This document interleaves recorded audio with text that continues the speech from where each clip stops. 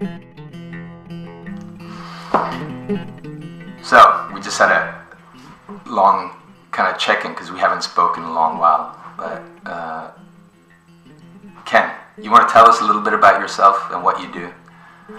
Yeah, my name's Ken Clarkson. I live in Santa Cruz, California right now, and I direct nature programs for primarily kids, but adults too. And we do a lot with the, call it art of mentoring, coyote mentoring model, and a lot of just direct engagement, connecting kids and adults to the natural landscape through activities and gatherings and skills and things like that.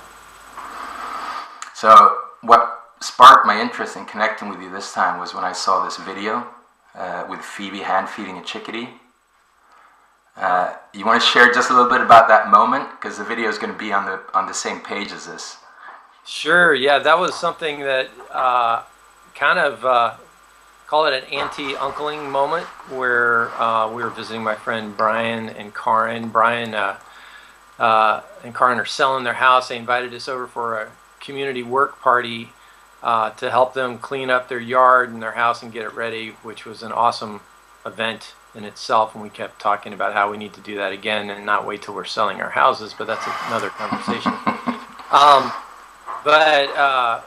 Yeah, they had this little family of chickadees that had been coming and visiting their house that would feed out of your hand. And my daughter, Phoebe, was with me that day, and Phoebe is a young girl. She's just turned 6.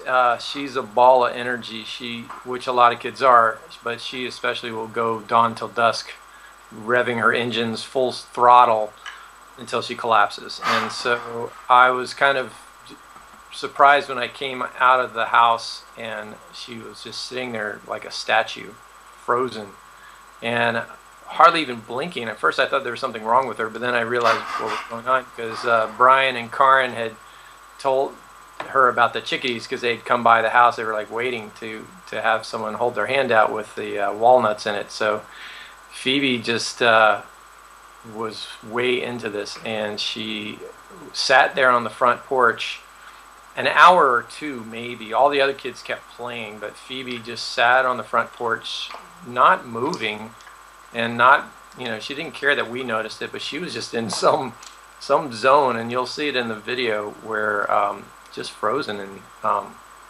she didn't really have much to say about it. It's just that she just became so focused, which is her nature. When she locks into something she's really into, she will just get focused and just want to do it to completion.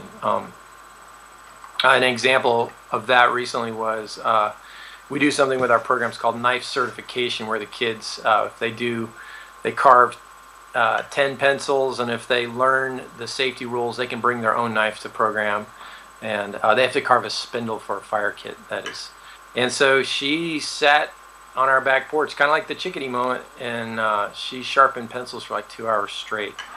She sharpened her 10, but then she sharpened every single pencil she could find in the house after that. So anyway, it was a moment where these are things that I'm always, as a dad, trying to keep an eye out for, like, what are the things related to nature that will capture her attention and get her really focused and lock her in, because that's what she wants to do. When she finds that thing, she'll just focus in. So how do you do that? Because this ball of energy that's running around, just connecting to her surroundings and then falling asleep immediately when it's all spent. How do you get a child who's so energetic to then focus for such a long time on such a focused task of feeding a bird or carving a spindle? Well, it's kind of, putting out the grab bag of, like the child passions. I don't know if you've discussed that with your... I haven't yet. No, tell us a little bit about that, yeah. All right, so child passions, something I learned through the Art of Mentoring Coyote's Guide, if you want to call it that route too, is, you can sit there and brainstorm a list of what are things that kids, you can call it kids, but adults, kids, are really into, like playing with mud,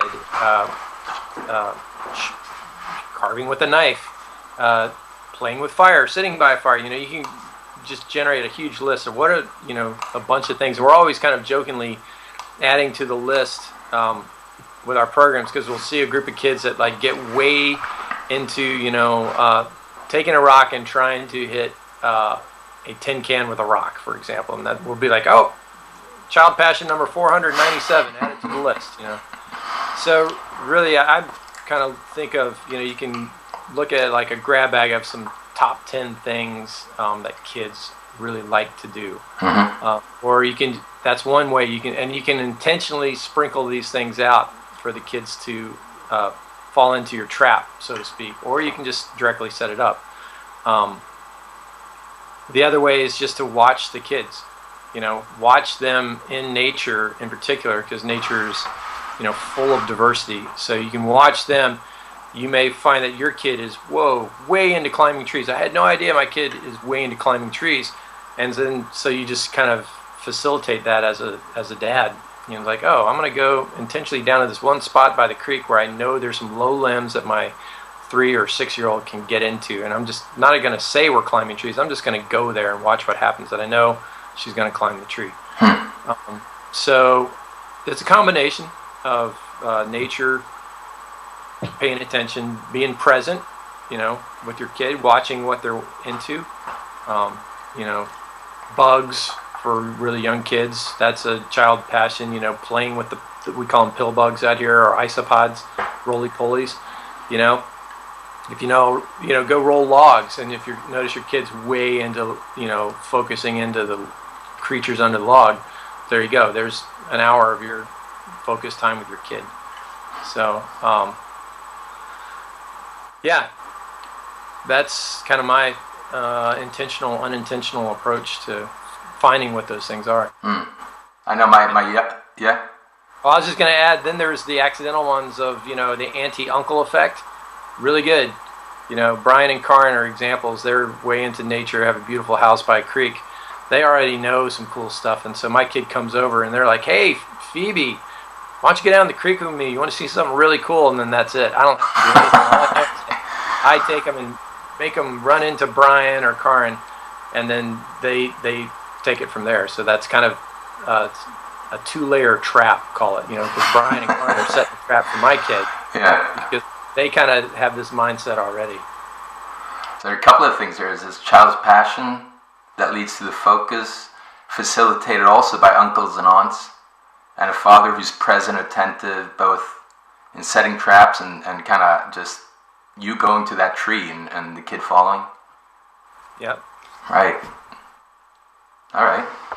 So in that moment, what do you think Phoebe or the kid, when it's really in that focused place, what are they learning in that moment? What is the value of that? Oh, man. What is the value of focus? Patience, the quiet mind. What do you call that zone that people get into when their hands become way into something, or they zero in on something? I don't know. That's kind of leads to ultimately, I think, where their gifts might lie down the line. So, and as a parent, the value of that is like seeing what inspires their creativity and their focus. So there's value as a parent in guiding that, and there's value in the child and in just learning what it feels like to be focused, even though we don't really discuss it. So it's unforced focus, I guess, is a real value. Them finding focus based on their own inspiration. Yeah. Excitement. Yeah. Has she talked about it afterwards? That moment?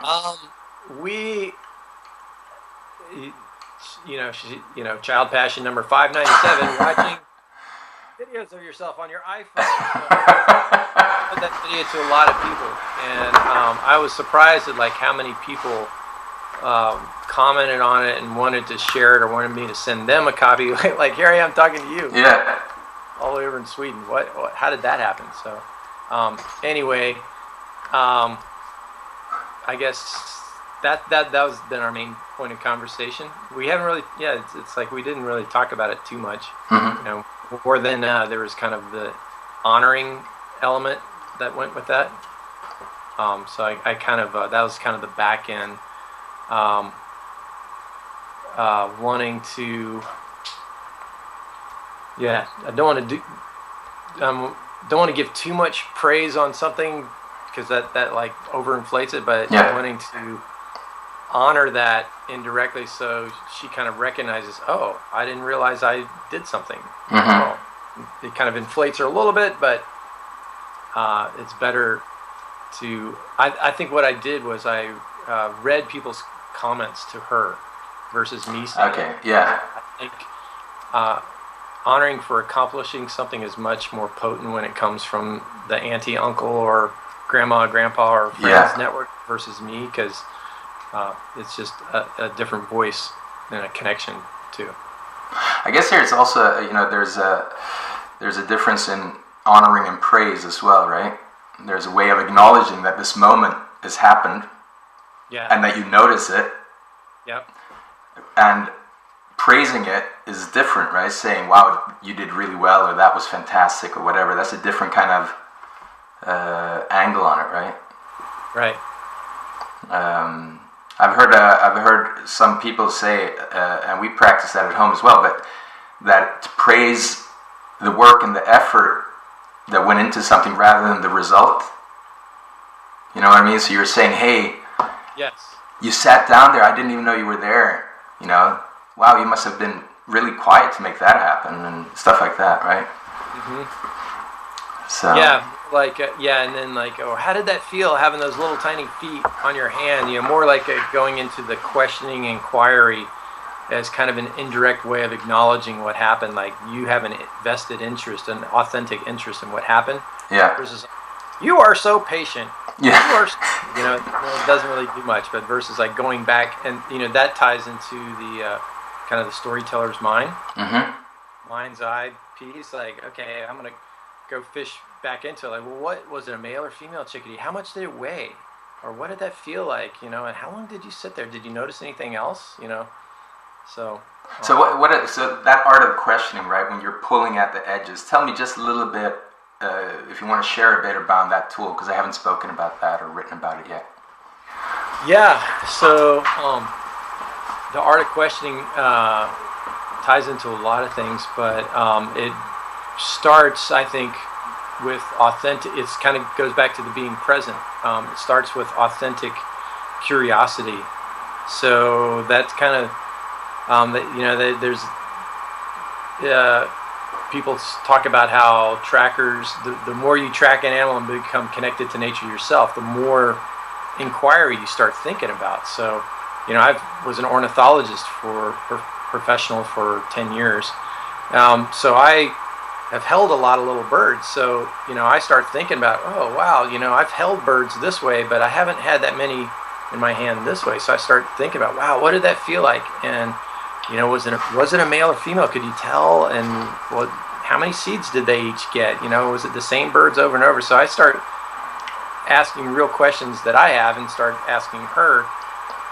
There's then with art of questioning, if you put on your mentor hat, there's like 3 layers that people talk about. First one is fishing is really about fishing. Like where are they? What's their edge of experience and knowledge and connection? So the first entry level questions might be like, well, what bird was that? Oh, it's a chickadee. You sure? Yeah, it's chickadee. Oh, okay. So a question they can easily answer, and they kind of start sitting up straight. Yeah. And then you answer, and the second level is like going for that question that fishes for the edge of their experience. So how much did it weigh, or what did it feel like? And then they're like, oh, well, I kind of felt like like I've held a pet mouse before. It kind of felt like that, I think. And like, or was it male or female? Oh, I don't know. So then you're like, okay, there's an edge of experience and knowledge right there. And then you can go beyond that. Be like, well, were there any hawks around? What do you think they would be coming to your hand if there were hawks around right then? And then all of a sudden, well, for a 6-year-old, it might be a little too far to ask that question. But the third level is asking the question that's beyond their reach. Right. That causes them to think deeper and go back. Ultimately, if they want to, if you can fish for the questions that cause them to go back to the forest and find their own answer, because they know you may be asking that question again. So there's those layers too with it. And then with Art of Question, there's also like the knowing that point to give them information when they've really kind of researched it and they're starting to feel fatigued from researching. Then that's kind of the back end of Art of Questioning. If you think you know the answer, which I always catch myself, I think I know the answer, but that's a whole nother layer of catching myself where if I think I know the answer and then I give it to them, I'm often wrong. If I go back and catch myself, I'm like, like the other day, I thought I was taking pictures of mountain lion tracks at this dead deer, and then when we cut the deer open and we're processing the deer, it was a car hit. And I'm like, oh, I think those were dog tracks in hindsight. So, I'm going deeper into tracking land. But anyway, I don't know if that answered your question. Definitely. I mean, what I'm thinking also is how much is packed into this moment, right? You said that you were just visiting your friends and it kind of happened impromptu, but I know you work with this, but it's also, what I believe, it's your gift to really help children connect deeply to nature. And I know you put a lot of that into your relationship to Phoebe as well. So there's all these tools you mentioned that are being used to build relationship, right, rather than provide information firsthand. And so, and the questions and the passions and the focus is all about building relationship to herself, her gifts, to her environment, to the uncles and aunties and everything, right? So what would you say this journey, what does it mean for your relationship to Phoebe? Having, you being this present with her and connecting her this deeply to nature in this way. Or what's required, in the relationship for this moment to emerge? What's required in this relationship? As a father, just what's the magic of the relationship that allows Phoebe to have this, for me, astounding moment? That's a good question. What's required in the relationship to let that moment happen? I think there's a level of trust and letting go, and non-hovering. There's such a modern day helicopter parent, hover parent they talk about. So I gotta leave her alone to go sit. I gotta trust her with a knife on the back porch and know that she's gonna be fine. I gotta trust that she's on the front porch, or I have to trust that my friends know they're just naturals at what to do in the moment without even thinking about it. So there's a trust, and there's this trust in nature too, that nature is gonna provide that facilitated moment. So that there's trust. There's a sense of play too, so it's got to be fun. And our relationship has to be that way, so it can't be forced. Right. It's like I try to catch myself and avoid saying, go do this. You need to do this. It's more like, hey, it's a lot of role modeling, actually, like authentic role modeling. It's like, I need to sharpen my knife. I'm going to go sit out on the back porch and sharpen my knife, and then I'm going to just carve something. And I'm going to kind of peripherally watch to see. It's kind of monkey see, monkey do thing sometimes. So I think if I remember right, my friend Karen, I think she might have demonstrated first to Phoebe, like, oh, here, watch what happens if I put this walnut in my hand. And that's all it took. So there was a sense of role modeling that went for that. It's like, I've heard John tell stories about in the Kalahari, the adults play the games first, and then they intentionally just leave the stuff that they played games with behind, and then come in and start playing. So it's I think there's some of that going on. Beautiful, and really, really wonderful to connect with you again. So this little video led to that as well. Builds relationships in all kinds of ways. Yep. Awesome. Thank you so much, Ken. All right, Mickey. Great talking with you.